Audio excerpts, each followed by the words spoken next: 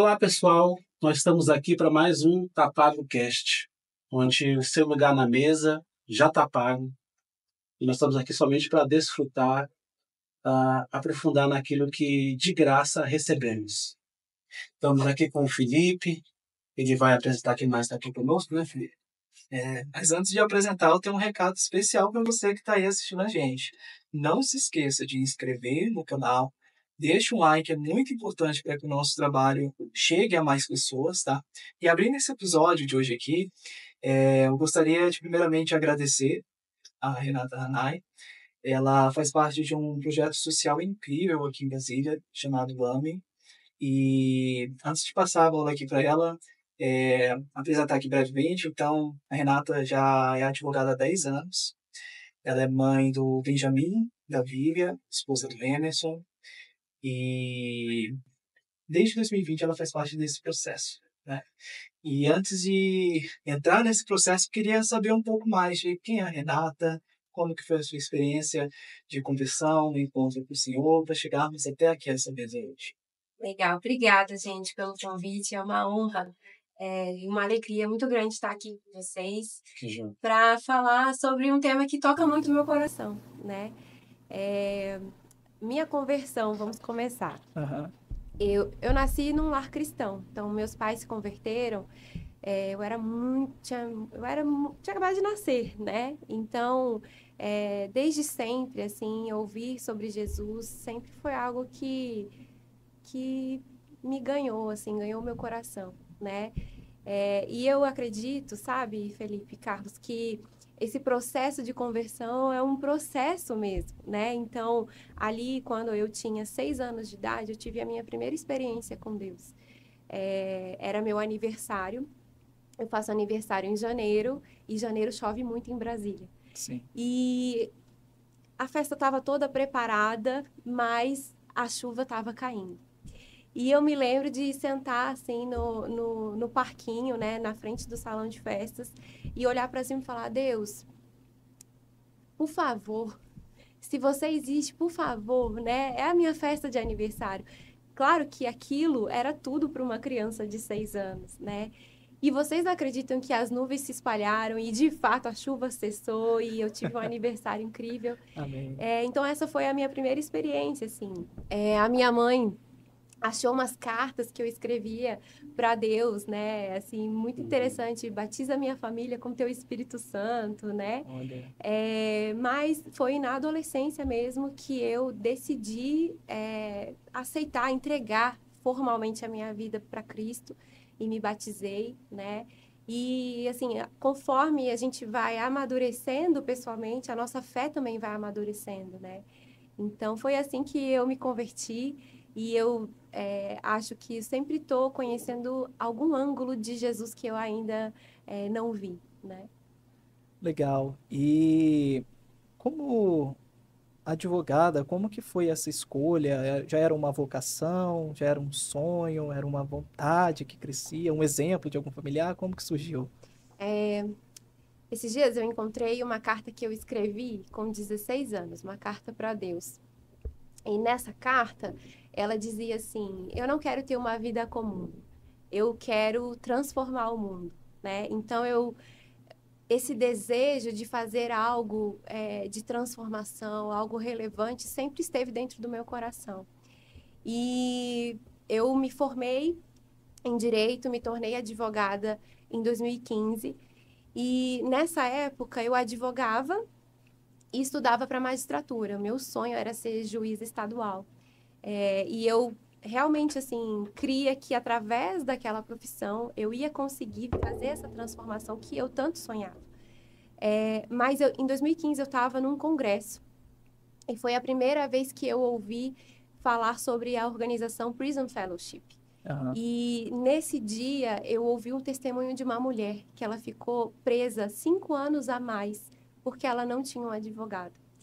E naquele momento eu chorava copiosamente. Uhum. E meu irmão olhava para mim, minha mãe olhava para mim, ninguém entendia, nem eu. Eu também não entendia porque eu estava chorando. Mas o meu espírito entendia, né? Eu creio que naquele dia sementes foram lançadas no meu coração. E segui a minha vida. advogando, estudando para magistratura. Em 2020, eu vi um post da Shayla, que é a presidente da AME, pedindo doação de livros. E eu lembro que, assim, eu vi aquele post e falei, eu preciso fazer parte disso.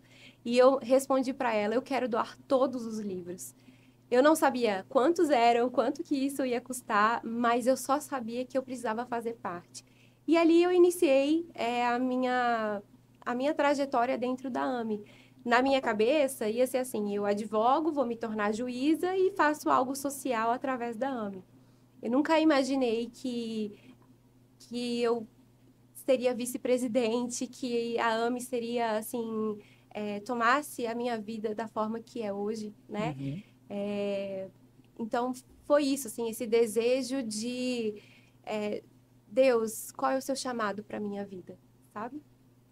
Pois é, pessoal, vocês notaram que hoje eu estou aqui com um penduricário diferente, né?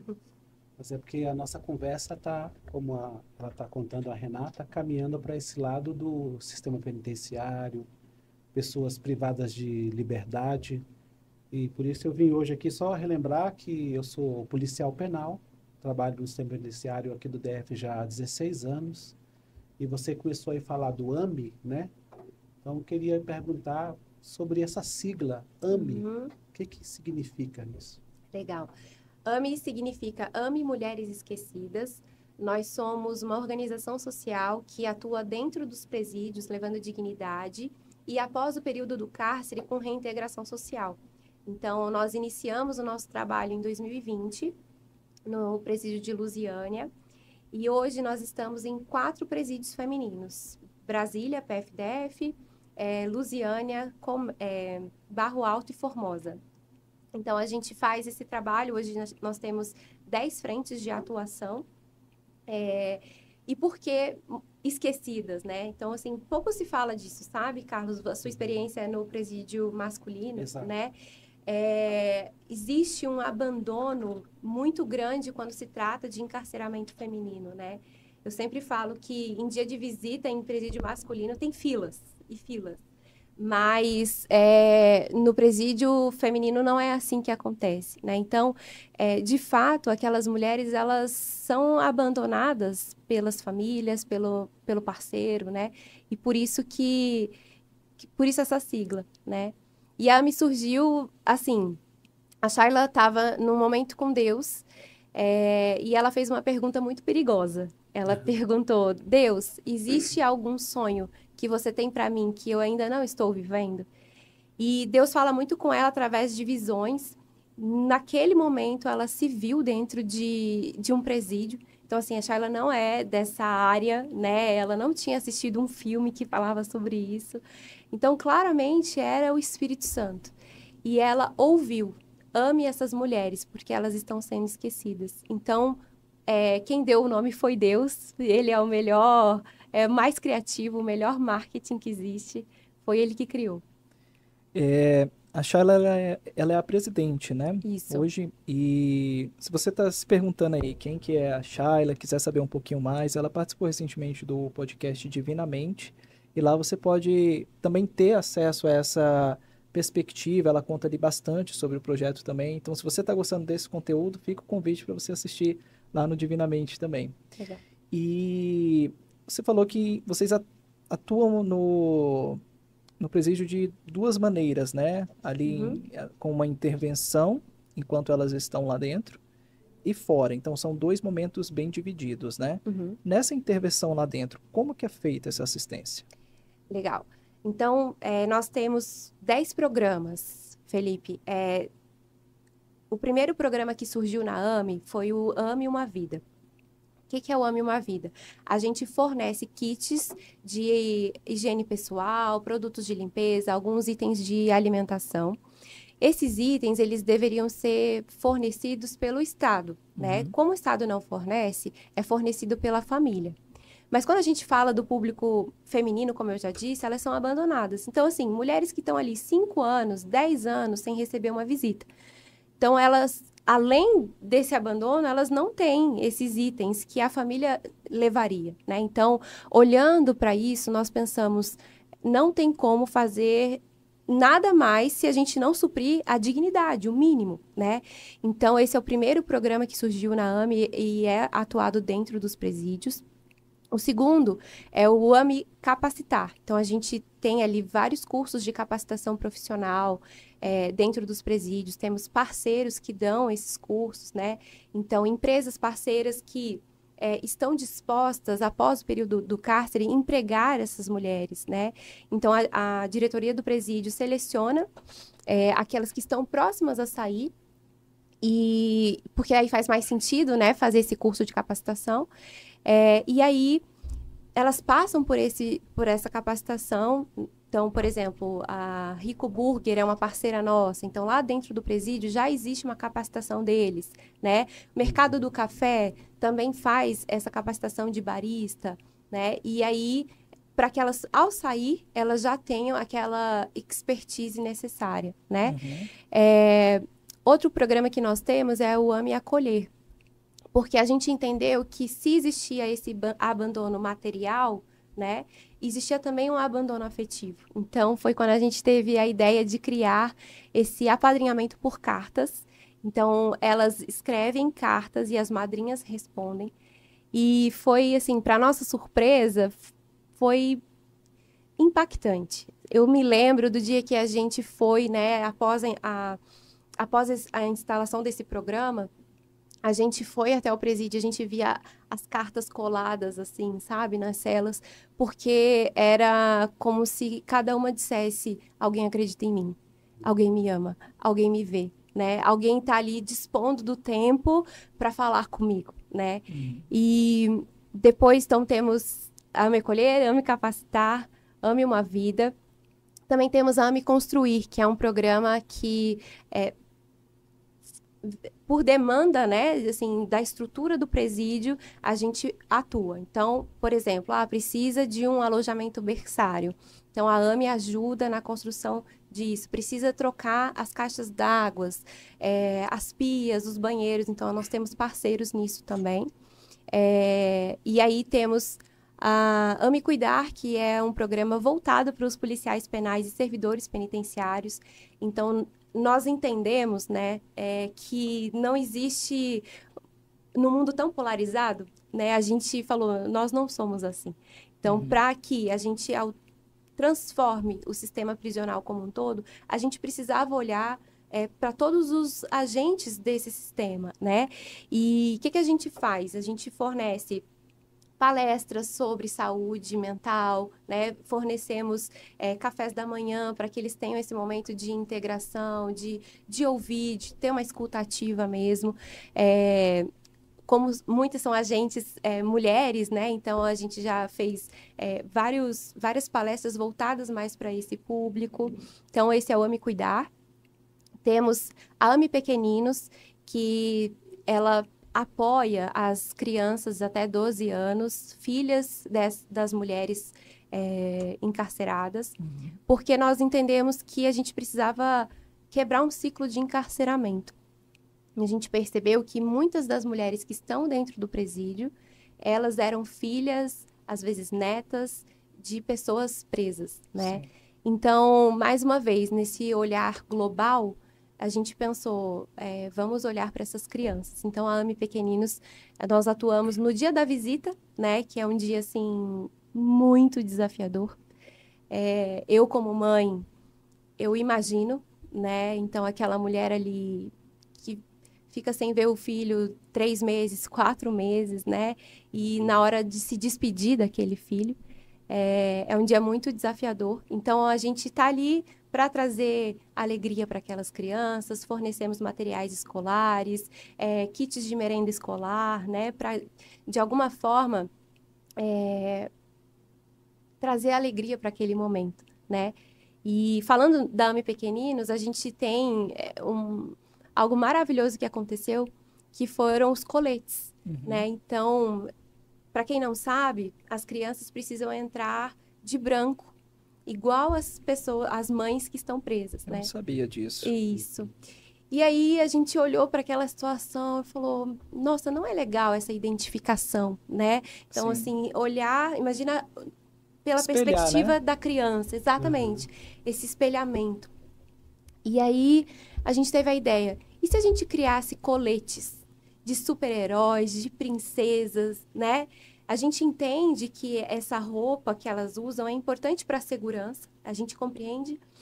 E se de alguma forma, sem violar a segurança, a gente trouxesse ali alguma coisa lúdica para elas? Sim. E foi, gente, assim, maravilhoso. Elas saem lá de dentro e falam: tia, hoje eu me vesti de Capitão América, né? Então, de alguma maneira, elas se sentem ali com força, com coragem para viver esse momento tão difícil, né? E, por fim, temos a AME Recomeçar, que é o nosso programa voltado para as egressas prisionais. Nós temos, a partir do momento que elas saem dos presídios, elas entram em contato conosco. Nós deixamos um kit com devocional, uma muda de roupa, para que elas não saiam com o uniforme do presídio, né? Para que não haja ainda mais estigmatização. Elas entram em contato conosco, passam pela triagem da equipe da AME e, sendo aprovadas, elas entram e participam por 3 meses da nossa plataforma AME Educação. Nós temos cursos de educação não violenta, como se portar no mercado de trabalho, como se preparar para uma entrevista, educação financeira, empreendedorismo, né? E durante esse período de 3 meses, a gente faz os currículos delas e envia para as nossas empresas parceiras, né? Porque, de fato, assim, para romper a reincidência, a gente vai precisar empregar essas mulheres, né? Senão elas vão voltar. Então, a AME é tudo isso. Que joia, você falando aí de todas essas ações, né? Eu vou até tirar aqui o meu penduricário para poder perguntar numa outra direção, que é o seguinte. Esse nome, né? AME. AME Mulheres Esquecidas. E você falou que são mulheres esquecidas pelos familiares, muitas vezes pela sociedade, por muitas situações, mas pelo que você está falando, não são mulheres esquecidas por Deus. Amém. E por não serem mulheres esquecidas por Deus, Deus, ele está buscando se revelar, cuidar, acolher essas mulheres através de pessoas.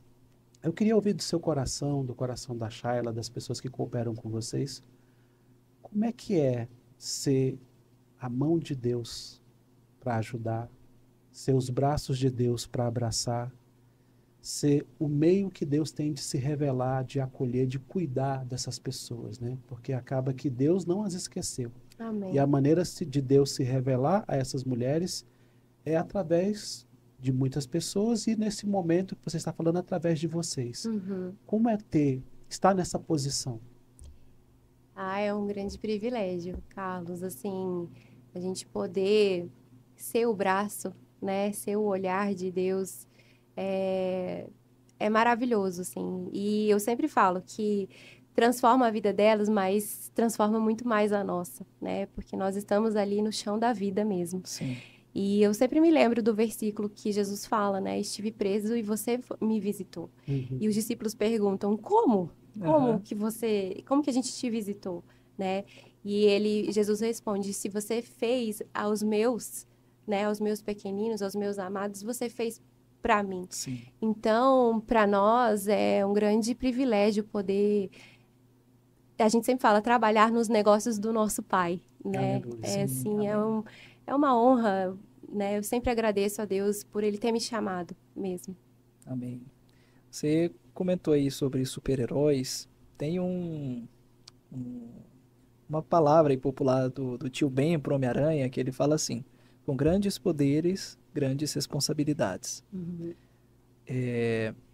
Não temos dúvidas que vocês foram agraciados com poder, com motivação, com lugar de atuação onde vocês estão hoje. Mas eu acredito que esse com grandes responsabilidades possa vir questionamentos da sociedade como um todo de por que não direcionar essa energia para um local ou pessoas em condições diferentes, como idosos que também passam por necessidades ou crianças abandonadas. Por que direcionar para essa causa em específico? A gente sempre recebe essa pergunta. Por que não ajudar crianças? Por que não ajudar idosos?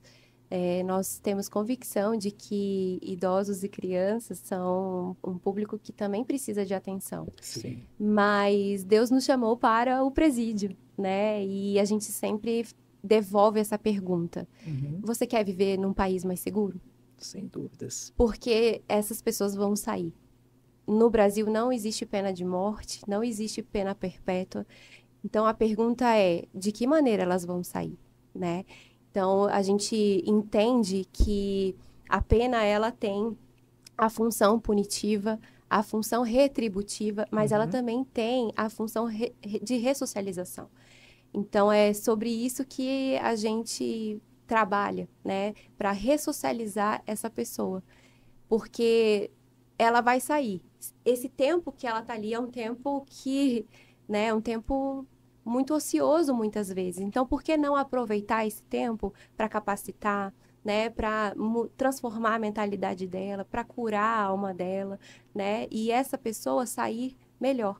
Porque se num país em que a reincidência às vezes chega a 80%, né? Nós temos um dado muito relevante, que em 4 anos de atuação no presídio de Lusiânia, apenas 3 mulheres reincidiram, num público de 850 que saíram. Isso é um índice de 0,35% de reincidência. Então, isso diz para nós e para a sociedade que funciona, que dá certo, né? Então, não é um trabalho social somente, é um trabalho de segurança pública, né? Exato. Porque nesse momento em que existe um tempo ocioso, o que está sendo plantado ali? Exato. E ouvir esse 0,35% me traz aqui uma alegria e um temor e um tremor muito grande pela obra do Senhor. A gente vê que, de fato, a transformação, quando ela vem agregada com um embasamento do Evangelho, porque a proposta do Evangelho é, de fato, o arrependimento, a redenção, e ela vem num momento que estamos mais vulneráveis, né? Então, esse estado de vulnerabilidade, acredito eu que seja um terreno muito fértil para que, de fato, o Senhor possa agir, porque é necessário que há uma abertura do lado de quem está dependente, carente, necessitado do Senhor, né? Como que é a recepção da palavra? Quando a gente fala de presídio, a gente fala de pessoas que estão ali, perderam tudo. Sim. Quando a gente fala de perder a liberdade, a pessoa, assim, ela está completamente sem esperança. E é por isso que é maravilhoso, porque aquela pessoa, ela realmente reconhece que ela precisa de Jesus. Amém. Então, às vezes é diferente de nós que estamos aqui fora, temos outros tipos de prisões, prisões emocionais, prisões na mente, mas a gente está ali, no nosso dia a dia distraído, né? E compra alguma coisa aqui, e viaja ali, e vai ali, às vezes, sem essa entrega e essa humildade, né? E esse reconhecimento de caramba, eu preciso de Jesus. E essa não é a realidade que a gente vê, né? Então, a gente vê pessoas que estão muito sedentas, que encontram em Cristo realmente a resposta, né? É realmente saciada na alma, né? Então, eu respondi essa pergunta? Entendi. Pelo brilho do seu olho aí, deu para entender. Deixa eu cavar uma coisa que o Felipe perguntou, mas do outro lado, né? O Felipe, ele perguntou por que esse público, por que essas mulheres, né? Então, cavando um pouco para o outro lado, a pergunta seria por que vocês, né? Porque muitas vezes as pessoas falam o seguinte, né? A melhor pessoa para falar para um drogado é alguém que era drogado e se libertou. A melhor pessoa para falar com alguém que era alcoólatra é alguém que foi alcoólatra e se libertou. E de repente está você aí de família cristã, nascendo no evangélico, a Shayla, também pelo testemunho dela, da mesma forma. Vocês que não tiveram um envolvimento, né, com essas situações. E, no entanto, Deus chama vocês para, de repente, ser o braço dele para acolher essas mulheres, né? Então, uma pergunta que eu quero que você se sinta livre para tentar responder: por que Deus chamou vocês para fazer isso? Essa é uma ótima pergunta, Carlos. Eu vou tentar responder. Não sei, né?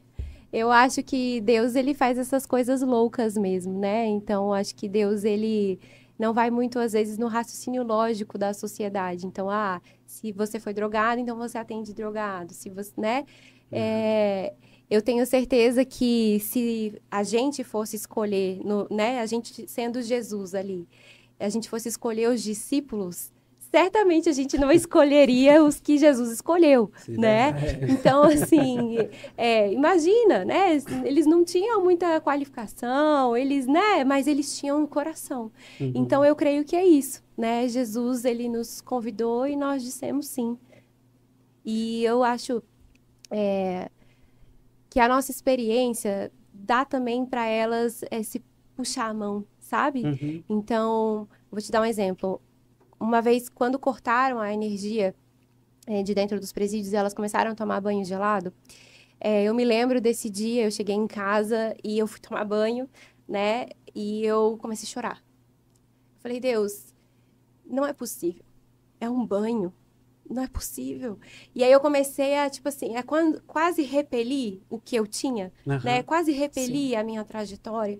E aí Deus foi muito claro, ele disse, Renata, não transforme em maldição aquilo que eu te dei como bênção. Então, assim, é justamente porque você está aqui que você consegue puxar, né? É justamente porque você viu outro lado, de ter uma família estruturada, de ter outras oportunidades que você consegue chegar para elas e dizer, olha, existe um outro mundo, existe um outro caminho, né?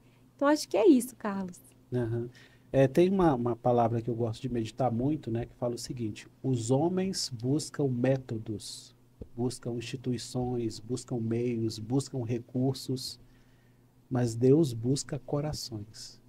Então, para Deus, não é um problema recursos, meios, instituições, métodos. Ele é dono disso tudo, ele pode providenciar, ele pode, de alguma forma ali, fazer essas coisas surgirem, mas o que Deus realmente está preocupado é em achar corações. Corações que possam se quebrantar diante da vontade dele e corações que possam ter um olhar de misericórdia, né? Que muitas vezes as outras pessoas não têm esse olhar de misericórdia, né? Então, assim, acho que você está falando aí uma das coisas que Deus olha, eu vou ter o coração de pessoas que podem olhar como eu olho, podem responder. Isso.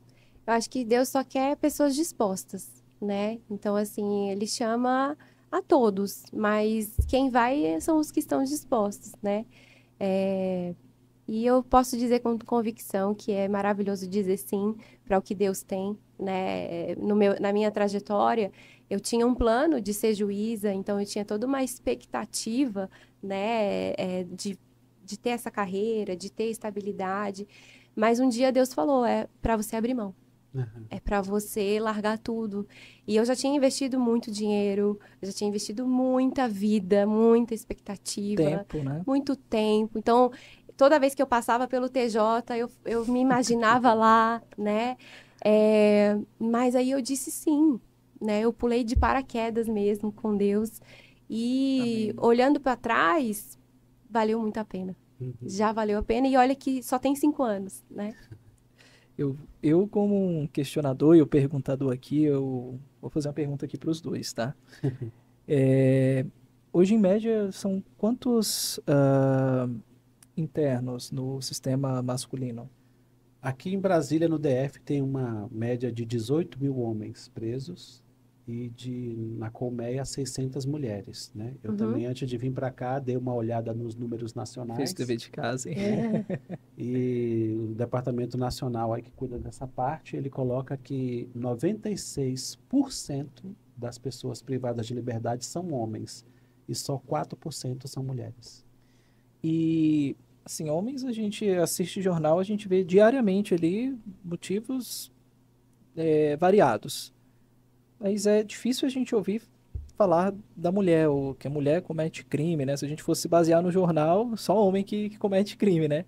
Qual é o tipo de perfil, geralmente, qual é o tipo do histórico das mulheres as quais estão inseridas hoje no sistema que vocês fazem parte? Legal. Todos os anos a gente passa um formulário, né, para levantar esses dados. Então, nesse formulário tem idade, como entrou no crime, escolaridade, né? E a gente percebe que o perfil delas são pessoas que estiveram ali sem estrutura familiar, né? Que passaram por vários tipos de violência. A gente tem essa pergunta, Uhum. se teve algum tipo de violência e qual, né? Então, a maioria responde todas: violência sexual, violência física, violência patrimonial. São pessoas de baixíssima escolaridade, né? De uma classe social muito baixa também. Então, são pessoas que não tiveram, mulheres que não tiveram acesso mesmo, não tiveram oportunidades. Entendi. E nesse ciclo, elas estando ali privadas, né, de liberdade, qual percentual são mães? 80% delas são mães. E aí, quando a gente fala de encarceramento feminino, a gente fala de encarceramento familiar, porque a maioria delas era chefe de família, né? Sim. A maioria delas era o muro de arrimo que fala, né? Então, quando essa mulher vai presa, com quem ficam os filhos, né? Geralmente vai para a avó, para uma tia, para um parente. Quando ninguém pode ou não quer, essas crianças vão para adoção, né? Então, acaba que a criança, ela acaba pagando também, né? Acaba encarcerando essa família também.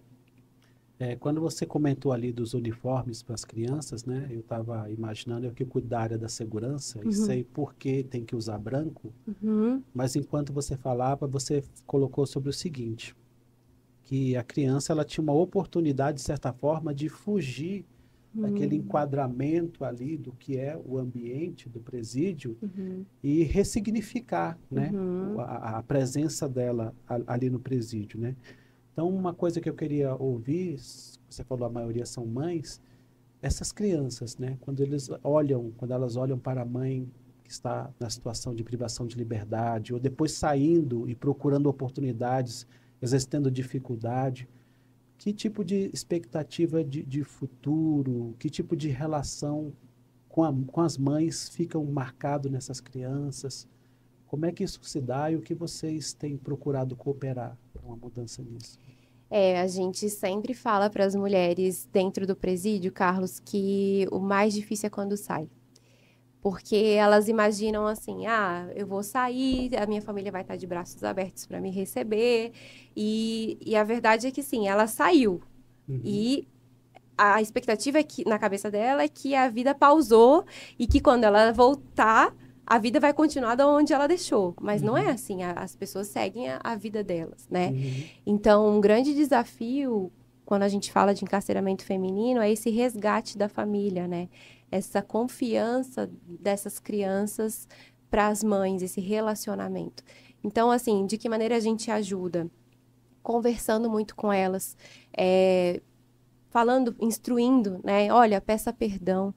Olha, se coloque no lugar do seu filho, né? Reconheça que você esteve ausente, reconheça que você errou e tenha paciência, né? Porque ninguém resiste ao amor. Então, vai ali todos os dias, dando amor para esses filhos, até que você resgate esse relacionamento, né? É, esse movimento hoje que vocês fazem, ele é ligado a algum movimento, alguma igreja, ou é um movimento individual? Como que é a estrutura dele hoje? A AMI é uma associação, né, uma OSC, então, uma organização da sociedade civil. Uhum. Nós não somos ligados a nenhuma igreja ou nenhum movimento, né? Mas nós somos cristãs. Sim. Então, assim, dentro da nossa equipe existem pessoas de várias igrejas, né? É, e, assim, nós somos algo do terceiro setor, né? Então, Sim, assim, nós não estamos ligadas a nada. entendi. Eu faço essa pergunta porque a gente vê ah, que hoje, de uma maneira geral, vou generalizar aqui. Se eu tiver errado, por favor, me desculpem aí.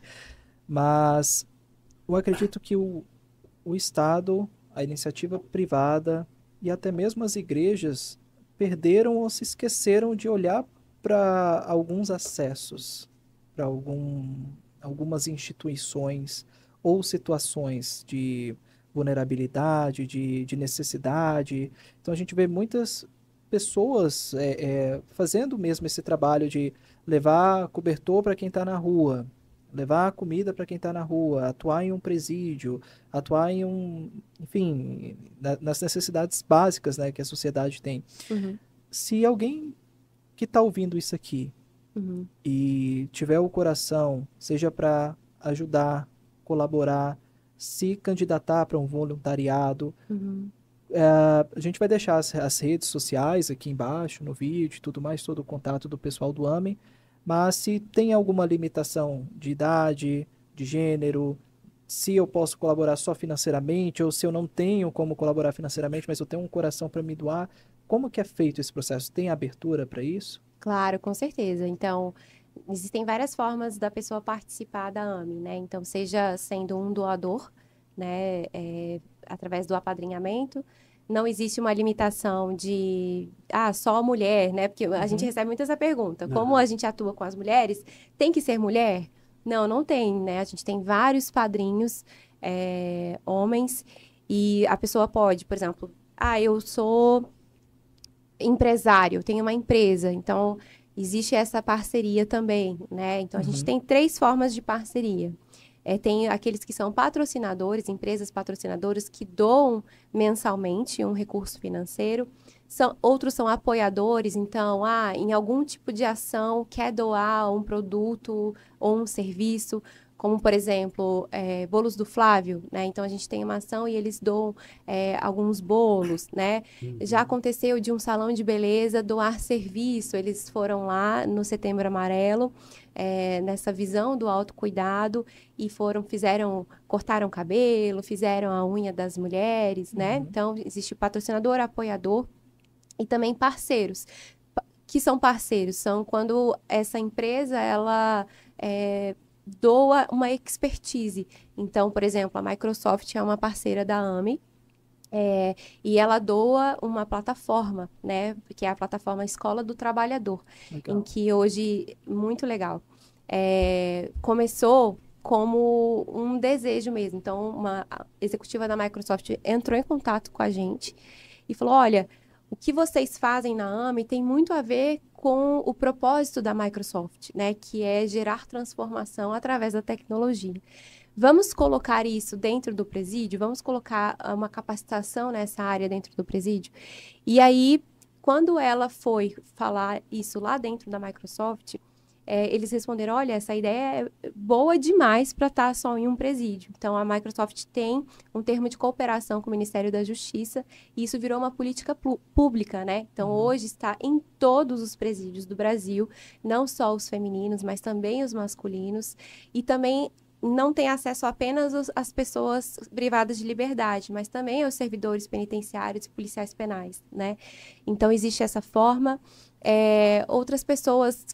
eu sou psicóloga, eu quero atender, né? Claro que a gente sempre vai passar por um filtro, Claro. né? Então, a gente está falando de presídio. Então, é muito diferente de qualquer outra ação, né? Então, vamos supor, o exemplo que você deu. Vamos entregar cobertores na rodoviária. Eu não preciso pedir os documentos, eu não preciso, né? É muito simples, é só a gente se encontrar lá na rodoviária e entregar. Quando a gente fala de presídio, não é assim, né? E que bom que não é assim, porque isso é mais segurança para nós e para eles, né? Então, passa por todo um filtro, né? Tanto da AME quanto da diretoria do presídio também. Então, existe uma dupla checagem, né? Envia os documentos, o presídio faz essa investigação, autoriza ou não. E você falando de parceria, só aproveitando a pergunta dele, né? Assim, acho que já ficou mais ou menos claro, mas assim, só para cavar especificamente, e se tem uma pessoa que olha para o trabalho de vocês e fala, poxa, isso é relevante para a sociedade. Eu tenho um coração de misericórdia para com essas mulheres.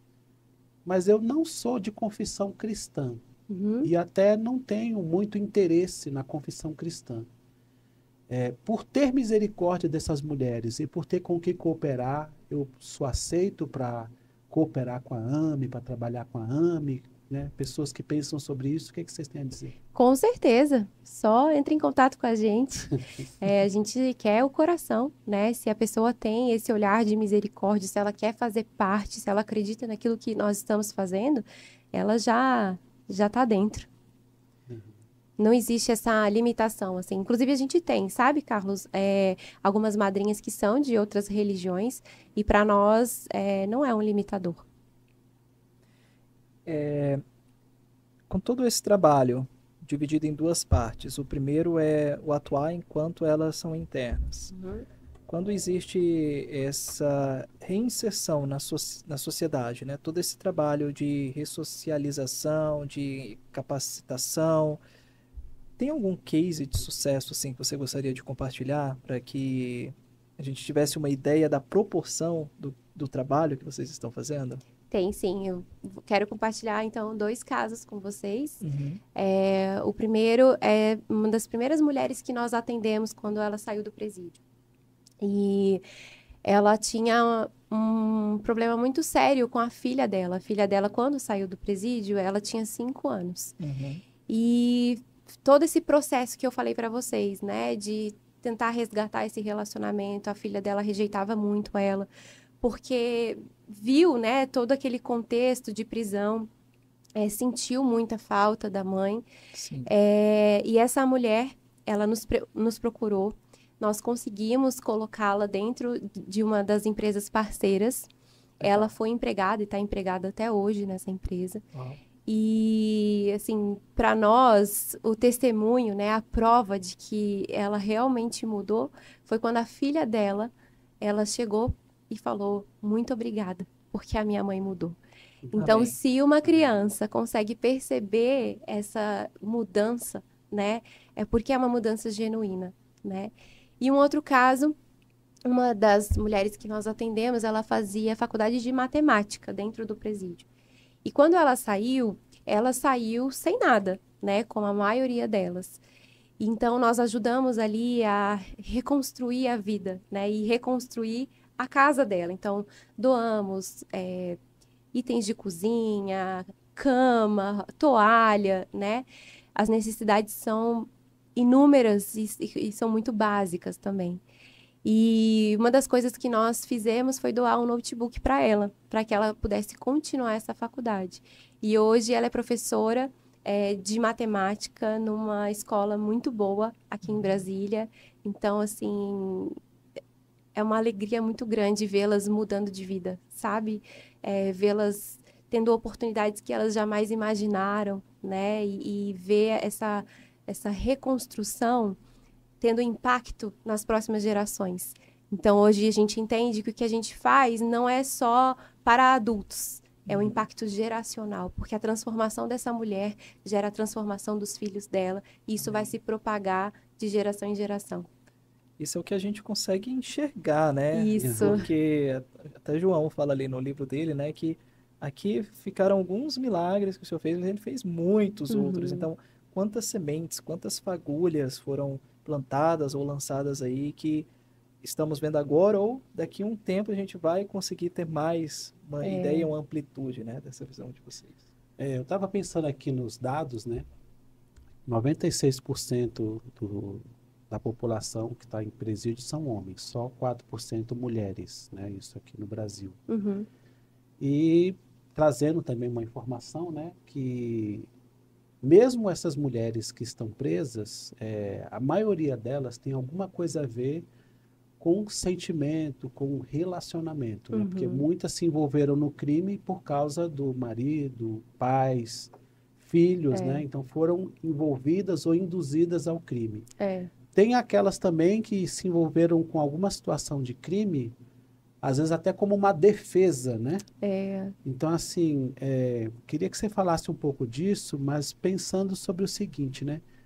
Qual é a necessidade dessas mulheres, né? O que elas precisam, o que elas sofrem, como é que é essa questão da alma, do sentimento, da necessidade de uma mulher envolvida em situação de crime? Realmente, Carlos, a maioria delas entrou no crime por relacionamentos, né? Então, eu acho que todo ser humano nasce com o desejo de pertencer, nasce com a necessidade de ser amado, de ser aceito, né? Então, eu acho que como eu disse lá atrás, são mulheres que não tinham uma família, não tinha pai e mãe para dizer assim, você não vai se relacionar com esse homem, né? Não, você não vai andar nesse grupo de amigos, porque é em casa que a gente aprende isso, né? Então, não existindo essa estrutura, acaba que essa mulher ali, muito nesse desejo de ser amada, de ser aceita, de pertencer, acaba entrando mesmo nesses relacionamentos abusivos e ruins, né? Então, muitas delas estão nesse caminho por isso. E até você falou sobre entrar para se defender. Uma delas, né, nesse formulário que a gente passa, tem uma pergunta: como que você entrou no crime? E ela respondeu: eu não sou criminosa, eu matei o meu abusador.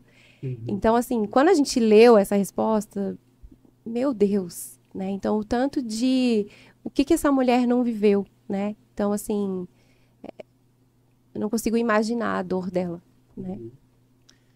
Nós não estamos aqui para levantar nenhuma bandeira, né? Pelo contrário, nós estamos aqui para ver o coração de Deus em todas essas situações. Então, eu que trabalho no presídio masculino há 16 anos, né? Por exemplo, teve algumas coisas que me surpreenderam, que antes eu tinha um senso comum, mas quando chega lá, a gente vê que existe uma outra mentalidade no presídio, né? E uma das coisas que me surpreendeu é que, por exemplo, entre os presos homens, eles consideram o seguinte, que um homem que está lá pela Maria da Penha, por exemplo, a recepção dele no presídio é vista da seguinte forma: esse cara não é um criminoso, ele só espancava a esposa, ele não é do mundo do crime, ele só batia na mulher. Então, assim, no presídio feminino, masculino, o que acaba acontecendo? Os homens que são violentos com mulheres, à exceção da mãe, que aí no caso da mãe é uma outra história, né? Mas que eles são violentos com as mulheres, eles são recebidos como não criminosos pelos outros presos. Eles são recebidos como alguém que, ele está aqui, mas ele não é do crime. Eles não veem essa ação como criminosa, né? Então, só para entender, assim, como a gente pastorear essas mulheres, né? Que influência tem essa cultura, muitas vezes, assim, da violência contra a mulher, do machismo, né? Como é que isso fica na alma dessas mulheres? Como é que isso é visto? Mulheres muito machucadas, né? Então, quando elas respondem que sofreu a maior parte dos tipos de violência, são mulheres marcadas, mulheres sem esperança, né? Que muitas vezes não acreditam mais em relacionamento, em casamento, né? E a gente está ali para resgatar isso, né? Para dizer, olha, existe um Deus que pode curar a sua alma, né? Ainda que seja traumas extremamente profundos, ainda que você tenha vivido uma história que certamente não foi esse o plano de Deus para você, há uma nova vida, há uma nova esperança, né? Mas sim, Carlos, a gente faz esse trabalho também dessa cura, né, na alma, esse trabalho de desenvolver essa mulher emocionalmente também, né? Então, uma vez a gente tem Clube do Livro dentro do presídio e a gente fez uma leitura de um livro que falava exatamente isso. Para elas não colocarem a expectativa, a esperança, a alegria delas em relacionamentos, mas em Deus, né? Porque se for numa pessoa, certamente vai se frustrar, né? E a gente sempre fala isso para elas, olha, seja feliz aqui hoje, né? Mesmo estando presa, né? Não é porque muitas delas ficam, eu vou ser feliz quando eu sair daqui, né? Eu vou ser feliz se a minha família ou se o meu marido... Não, seja feliz hoje com Cristo, porque se a nossa esperança for Jesus, nós não vamos nos frustrar. Então a gente fala muito isso para elas.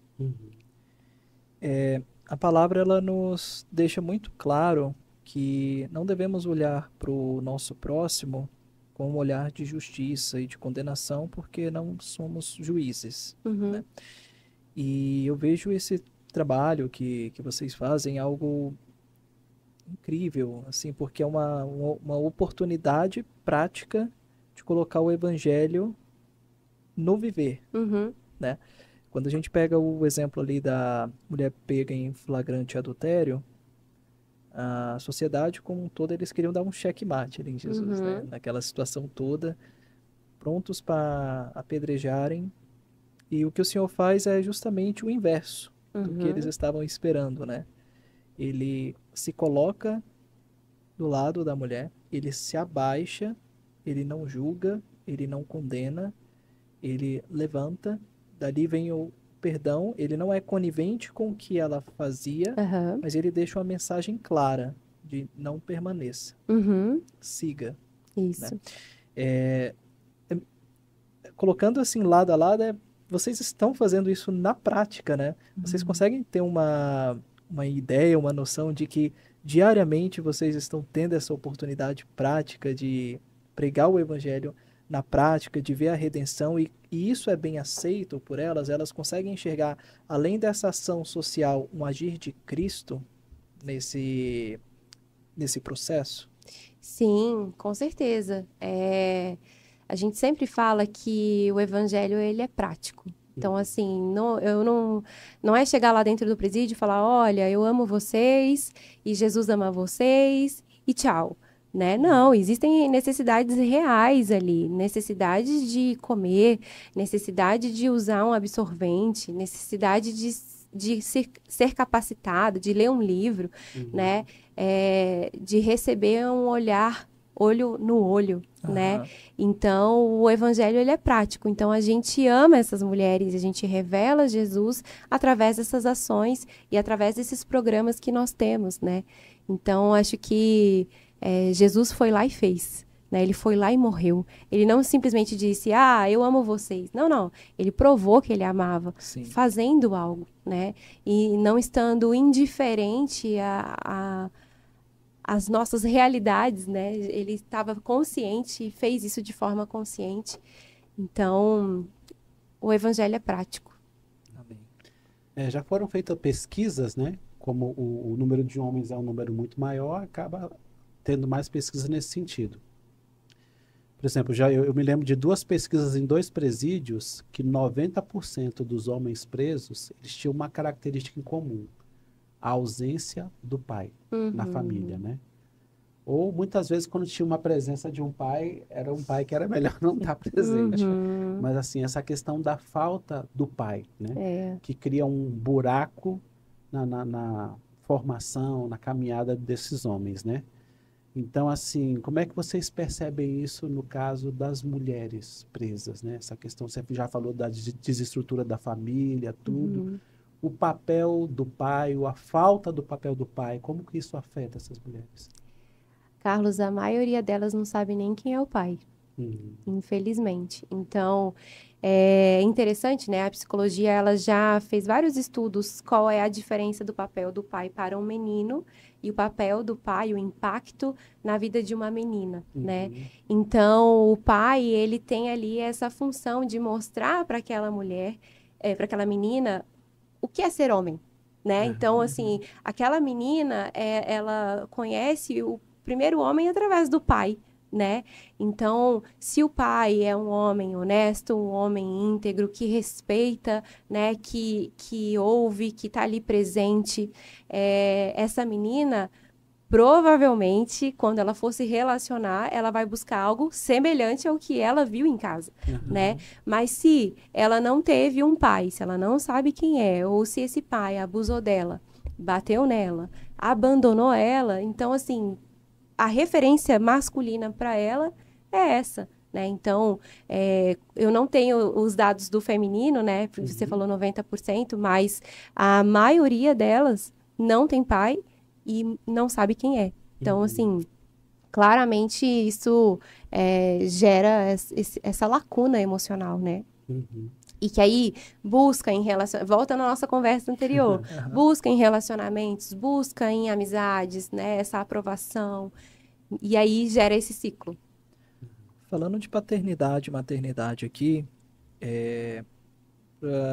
seus 2 filhos, eles sabem que você tem participação nesse trabalho social? Eles têm ideia dessa importância? Como que você prepara a cabecinha deles assim para entenderem, para discernirem e até para saberem se posicionar quando eles falarem, por exemplo, na escola, minha mãe trabalha assim. Uhum, legal. Eles são bem pequenininhos ainda, né, Aham. Felipe? Assim, o Benjamin tem 3 anos, a Olivia tem 1 ano. Ah, tá. Mas Esqueci. assim, o que que eu sempre faço, né?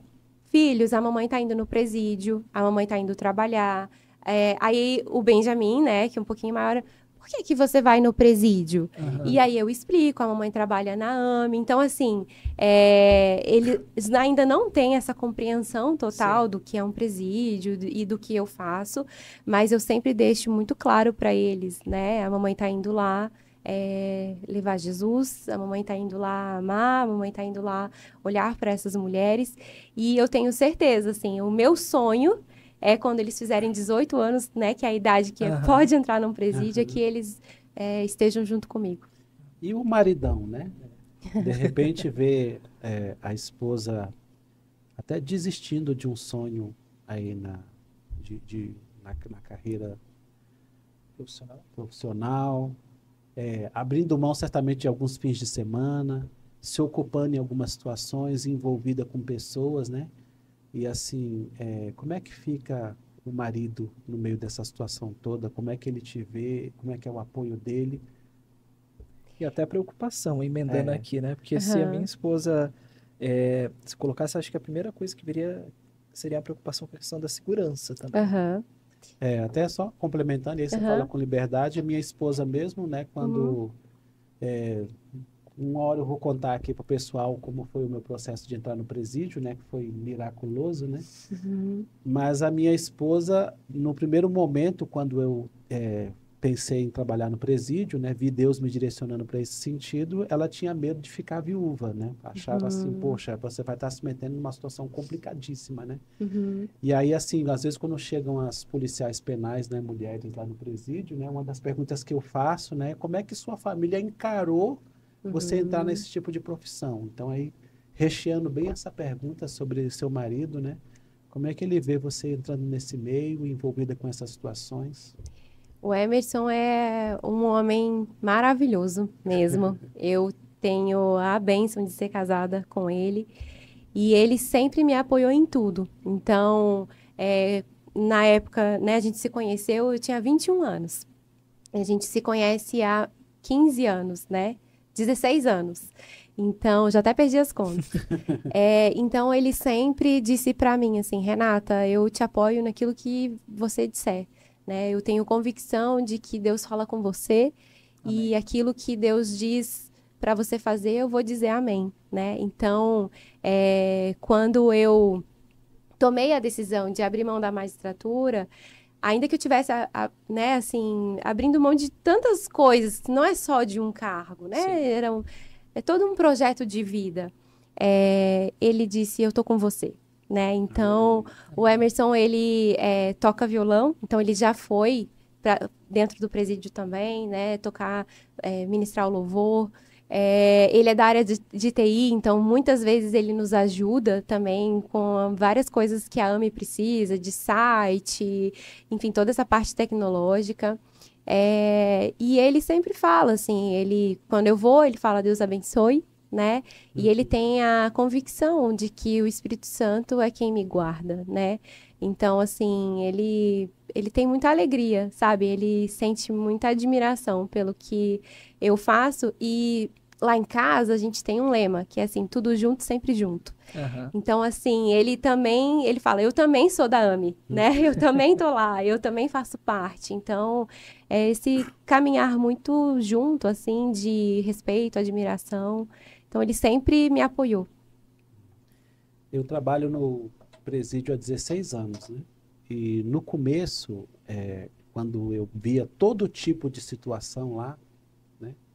Realmente todo tipo de situação, umas de glorificar a Deus, outras de ter temor e tudo, aquilo trazia uma carga emocional, né, para mim, muito grande. Mas as pessoas que estavam ao meu redor, às vezes questionavam assim, Carlos, eu não consigo ver você como um policial penal, porque você é tão bonzinho, tão tranquilo, tão cheio de Deus, né? E eu não consigo imaginar essa carga, né, que um policial tem. Então, assim, entendendo muito essas questões, por experimentar, uma outra coisa que eu pergunto para você é o seguinte: quando você entra nesse tipo de trabalho, Uhum. você vê muitas situações, muitas histórias, né, muitas consequências, e tudo isso gera uma carga emocional. Sim. Às vezes pode gerar até noites em que a gente, sem querer dormir, fica lembrando de história, pensando em situações. Sim. Como é que é para a Renata, né, lidar com todo esse contexto, esse ambiente, essas histórias, essas situações? Realmente existe essa carga emocional, Carlos. Assim, eu acho que no início era muito mais difícil, né?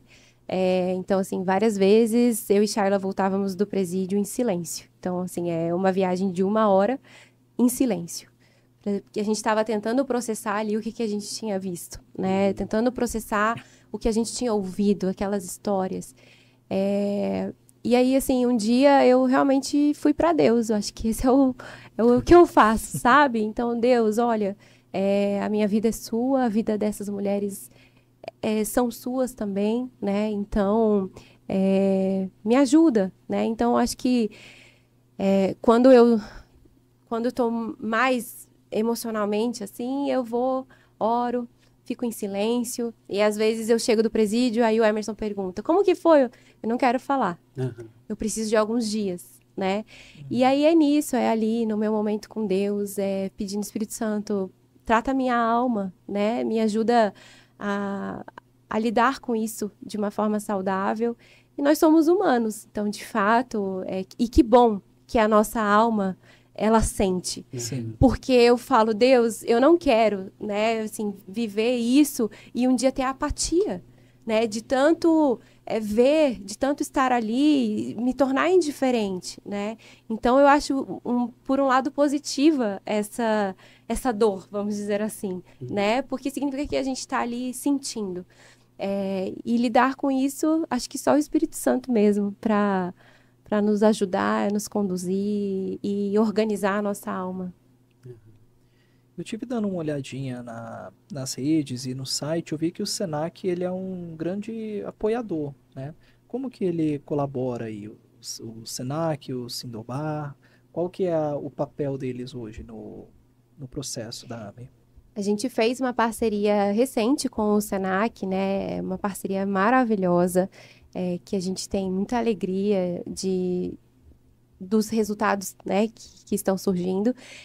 O Senac, ele nos convidou para fazer um curso de auxiliar de cozinha, uma turma específica de egressas prisionais. Legal. E aí o Sindobar vem também nessa parceria, dando a elas empregabilidade, né? Então, é um ramo que precisa muito, né? Sim. Então, é um ramo que, na verdade, existe mais necessidade. Então, assim, toda hora alguém está precisando de alguém para trabalhar, né? Dentro dos restaurantes, em hotéis, né? E então, é um curso de 3 meses que a gente vai... A AME está dando esse apoio, esse suporte. Então, com um recurso que nós recebemos da ação da RICO, né? Voltamos todo esse recurso para poder fornecer para elas transporte, né? Para fornecer para elas uma bolsa, porque a gente sabe que é um período de estudo. Sim. Então, assim, elas precisam comer, elas precisam se locomover, né? E maravilhoso saber que esses órgãos, né? Essas pessoas estão olhando para esse público, dando oportunidades, né? Sim. Porque é dando oportunidades que a gente vai, de fato, fazer essa reincidência criminal diminuir. Outra coisa que eu queria perguntar, minhas perguntas são bem para sua alma, assim. Aham. A gente até comentou sobre Deus usar as coisas loucas, né, para envergonhar as sábias, né? Uhum. E muitas vezes Deus pode usar as coisas sábias para envergonhar as loucas de alguma forma, para quebrantar. Então, assim, nesse ambiente tem mulheres com vidas desestruturadas, casamentos que às vezes faliram, problemas, né? E de repente elas olham para você, olham para a Shayla, olham para as mulheres que estão juntos e de repente elas podem pensar assim: nós somos um fracasso e essas mulheres são santas, perfeitas, Uhum. maravilhosas, sem erros, Uhum. sem pecados, são como extraterrestres, anjos que estão aqui no nosso meio. E primeiro essa percepção, né, delas de repente olharem vocês com uma áurea, né, muito grande, né? Como é que é Uhum. lidar com esse tipo de olhar? E o outro lado é, muitas dessas mulheres podem olhar para vocês e se espelhar e falar bem assim, poxa, eu quero ser como elas, Uhum. eu posso chegar lá, elas são modelos para mim. Uhum. Como é que é? A gente sempre olha no fundo do olho delas e fala, eu sou igual a você. Então a gente nunca se coloca nesse patamar, sabe? Uhum. São pessoas que erraram. Eu também erro. Os nossos erros são diferentes. Porque elas erraram o que erraram, elas estão atrás das grades, estão num presídio, cumprindo aquilo que a lei fala. Sim. Mas são pessoas, né? Então, muitas vezes as pessoas perguntam, qual é o segredo de vocês, né? Como que vocês fazem o que vocês fazem? A gente trata elas como seres humanos. A gente olha no olho, são pessoas. São mães como eu sou mãe, né? São pessoas que tiveram desafios como eu também tenho. Claro que são desafios diferentes, né? Mas a gente sempre se coloca nessa igualdade porque nós somos iguais, né? Uhum. Principalmente quando a gente fala de Cristo. Somos irmãs, estamos no mesmo patamar. Nesse processo todo aí, desde 2020, quando o AME surgiu, a sua entrada ali em dezembro de 2020, até hoje, tem alguma situação inusitada, engraçada, um perrengue, algo que você gostaria de compartilhar com a gente? Essa é uma área que sempre tem perrengue, né? Imagino. Assim, eu não consigo lembrar de algo muito específico, né? Mas sempre tem, estamos indo para o de volta, porque esquecemos alguma coisa, né? Enfim, assim, são muitas histórias, né? Desde que, eu faço tudo, vou busco lanche, não sei o quê, ih, esqueci o copo. Aí chega lá, como que você chega sem o copo? Trouxe Sim. refrigerante, mas não trouxe o copo. São pessoas, né? E que bom, a gente se diverte, Aham. né? A gente, para nós, apesar de ser um tema pesado, Uhum. a gente vive com leveza, né? Sim. Então, assim, quando essas coisas acontecem, então teve até um caso que a gente foi entregar alguns materiais de construção na Papuda, porque a gente fez esse projeto, né? Então, nós construímos 50 banheiros nas 6 unidades prisionais aqui do DF. E, assim, como toda obra, né, gente, sempre dá problema. Aham. Então, assim, chegava lá, a quantidade não era a que estava, e volta. Então, chega só com um tijolo, né? Então, Nossa. assim, alguns casos que acontecem e que faz parte da vida, né? A gente aprende com os nossos erros, mas a gente também se alegra e ri, né? Porque a Aham. gente tem a convicção de que a AME é de Deus. Amém. E, gente, isso dá uma paz. Uhum. Porque, assim, quando as portas se fecham, é porque é de Deus, é Ele que estabelece o tempo, é Ele que diz o momento, né? É Ele quem diz quais são as parcerias que devem fazer, as que não devem. Então, ufa, a gente sempre fala isso em reunião da nossa equipe. Aham. Ufa, AME é de Deus, né? Então, não é algo que eu, ou a Shayla, ou qualquer outra pessoa precisa levar ali na força do nosso braço. Então, mesmo sendo um tema meio pesado, a nossa vida é leve. Uhum. A ideia do Tapago não é estar vinculada a um movimento, a uma denominação. Cremos que todos somos filhos de Cristo, somos salvos através da palavra, da sua obra redentora. Você e Shayla são da ID, né? Uhum. Eu não sei o tamanho da ID hoje no DF, mas eu sei que as detentas e as egressas, elas podem ser de vários lugares, né? Sim. Regionais, eu acho que fica até difícil fazer esse acompanhamento pós Uhum. saída para a parte espiritual mesmo, né? Ali ter um Uhum. movimento, uma congregação, um local que a igreja ela possa desfrutar daquilo que foi plantado, né? Uhum. Esse conviver, essa comunhão no meio cristão. como que é feito esse acompanhamento pós? Assim, as que estão perto das unidades da ID, eu acredito que vocês já façam esse movimento, mas e se tem alguma igreja local, se tem algum movimento que gostaria de acenar, como que é feito? Tem alguma passagem? Vocês buscam também igrejas parceiras em um local onde a ID não tem um corpo? Como que funciona esse pós? A gente sempre instrui as mulheres, quando saem do presídio, a procurarem uma igreja, né? Porque a gente sempre fala que brasa fora do braseiro apaga. Então, mas isso é de livre escolha delas. Então, elas escolhem qual é a igreja que elas querem congregar. Algumas acabam vindo mesmo para a nossa igreja, até por esse acolhimento que foi dado, esse relacionamento que foi ali sendo gerado, né, dentro do presídio. E aí, assim, de tempos em tempos, a gente faz uma reunião online com elas, né? Então, a gente leva uma palavra, pergunta como elas estão. E a nossa coordenadora da Me Recomeçar também faz esse acompanhamento, né? Então, elas mandam mensagem, olha, tá difícil, ora por mim, eu tô passando por isso, né? Claro que não é um acompanhamento tão próximo, né? Sim. Quando elas... Até por questão de logística, sabe? Assim, geográfica, às vezes mora mais longe. Então, por exemplo, presídios que a gente atende no Goiás é muito difícil para elas, né? Então, uma pessoa que mora ali mais perto de Formosa, Barro Alto, é 3 horas daqui, né? Então, não tem como. Mas a gente faz esse acompanhamento mais de forma virtual, né?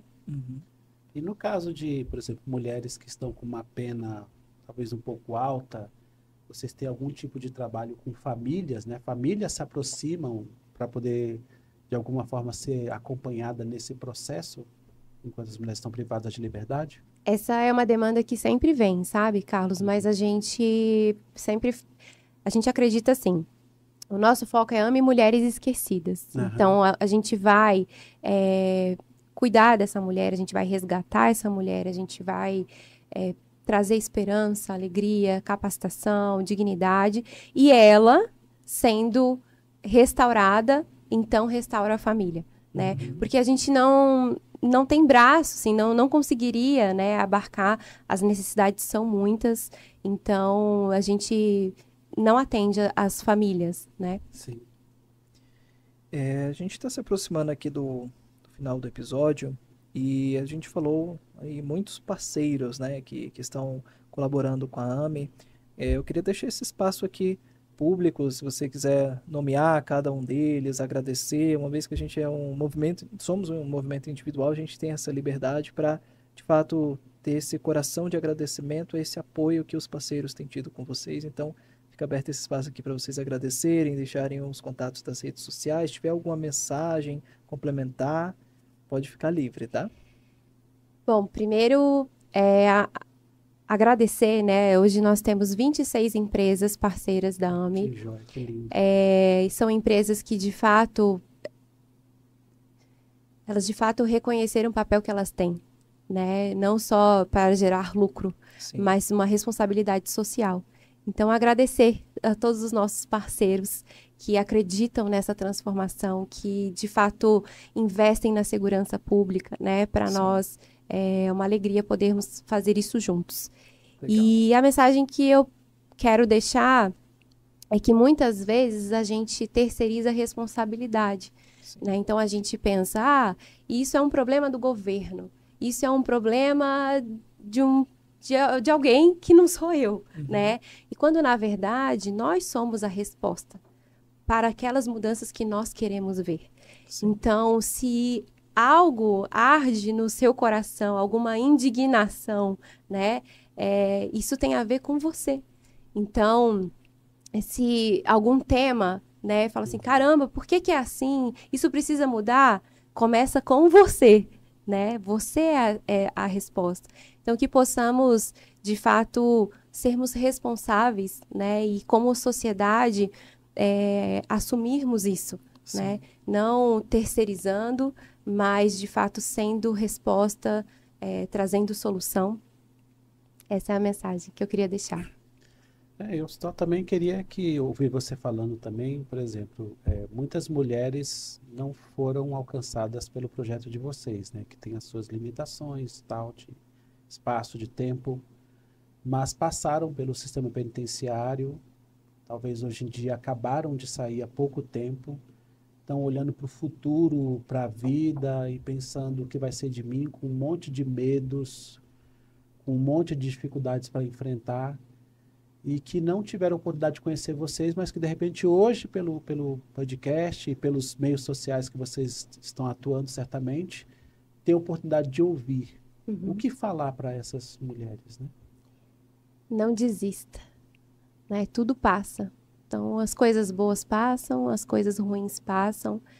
Esse é só apenas um capítulo da sua vida, né? Não é a sua vida inteira.